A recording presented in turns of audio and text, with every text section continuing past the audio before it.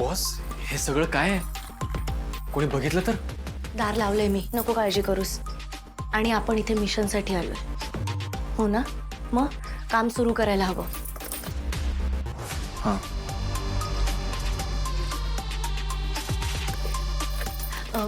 एक काम कर, इथे कुठे आपला सेटअप लावायला जागा मिळते का ते बघ, शोध लवकर.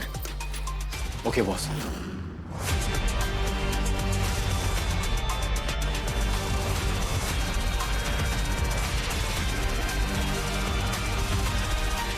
बॉस,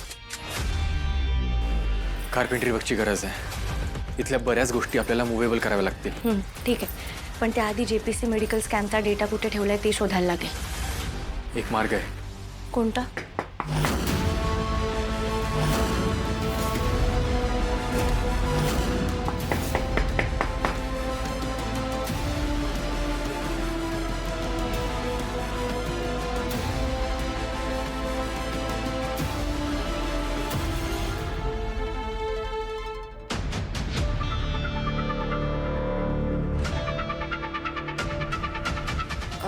तुमचं सामान लावलं. केदार, सामान पुन्हा बॅगेत टाका आणि बॅगा घेऊन बाहेर या. ओके.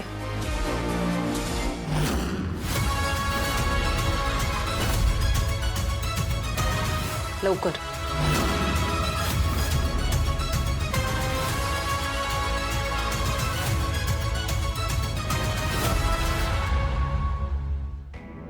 काव्या,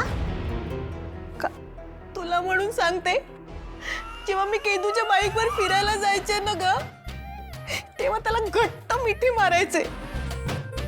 आणि मिठी मारल्यानंतर मला असं वाटायचं ना फक्त तुला काव्या? सांगते मी.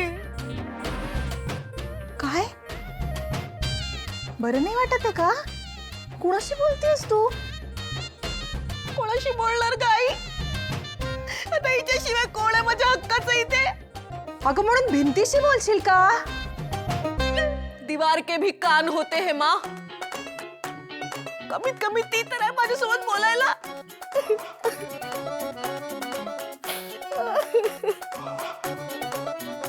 लग्न करतेस भिंतीशी?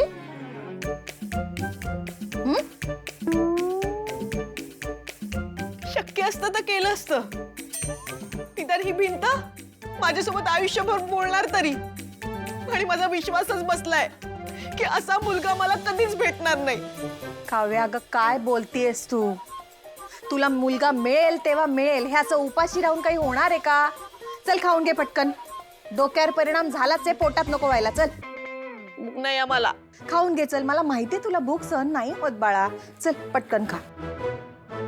देवाने माझ्यासमोर जेव्हा पंचपक्वानाचं ताट वाढलं होतं, तेव्हा पहिला घास घेण्याआधीच ती तारिणी माझ्यापासून हिसकावून घेऊन गेली त्याला. काव्या, अगं नको त्रास करून घेऊस बाळा. हे असं तू अशी रडत बसलीस तर केदार तारिणीला सोडून तुझ्याकडे येणार आहे का?